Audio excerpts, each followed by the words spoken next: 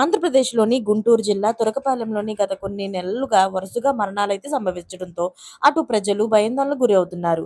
అయితే ఈ మరణాల వెనక మిస్టరీ పైన మాత్రం ఇంకా అయితే సరైన స్పష్టత రాలేదు. తురకపాలెంలోని ప్రత్యేకించి వైద్య బృందాలు ఏపీ ప్రభుత్వం ఈ అంతుచిక్కని మరణాలనైతే ఛేదించడానికి సీఎం చంద్రబాబు ప్రత్యేకించి బృందాన్ని పంపించి సరైన నివేదికలు కావాలని ఆదేశాలైతే జారీ చేశారు. సీఎం ఆదేశాలతో ఈసారి అధికారులు ఇంటింటా సర్వే చేపట్టారు. తురకపాలెంలోని ఉన్న ప్రతి ఒక్కరికి కూడా రక్త పరీక్షలు కూడా చేయించారు. అయితే ముఖ్యంగా అక్కడ చెరువులో ఉండేటువంటి నీటిని కూడా పరీక్షించి చూడడం జరిగింది.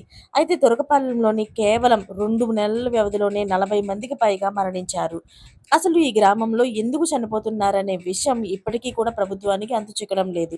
అసలు ఈ మరణాల వెనక దాగి ఉన్న మిస్టరీ ఛేదించడానికే ఏపీ ప్రభుత్వం ప్రత్యేకించి మరి దృష్టి పెట్టినట్టుగా కనిపిస్తుంది. అయితే ఈ రోజున తుది నివేదిక ఇవ్వాలంటూ అధికారులకు ఆదేశాలు జారీ చేశారు చంద్రబాబు. అయితే ఈ అంతుచిక్కని మరణాల వెనక తురకపాలెంలో ఉండే బోండ్రాయి కారణమని అక్కడ ప్రజలైతే తెలియజేస్తున్నారు. ఆ బోండ్రాయి వల్లే ఇంతటి మరణాలు సంభవిస్తున్నాయని గ్రామస్తులు ఆందోళన చెందుతున్నప్పటికీ కూడా అది మూఢనమ్మకమేనని, దానివల్ల మరణాలు సంభవించడం ఉండదు అంటూ అధికారులైతే కూడా స్పష్టం చేస్తున్నారు. ప్రస్తుతం తురకపాలెంలోని ప్రజలు వైద్య పరీక్షలు అందుకు సంబంధించి వివరాలను తెలియజేస్తామని, అలాగే ఇక్కడ ప్రజలు ఎవరు భయపడకండి అంటూ అధికారులు కూడా అక్కడ ప్రజలకు భరోసా ఇస్తున్నారు.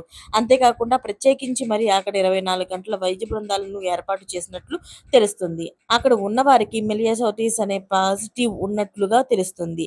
అక్కడ ప్రజల్లోని మోకాలిలో ఉండే ద్రవాన్ని సేకరించి పరీక్షకు అయితే పంపించడంతో ఈ వ్యాధి నిర్ధారణ అయ్యింది.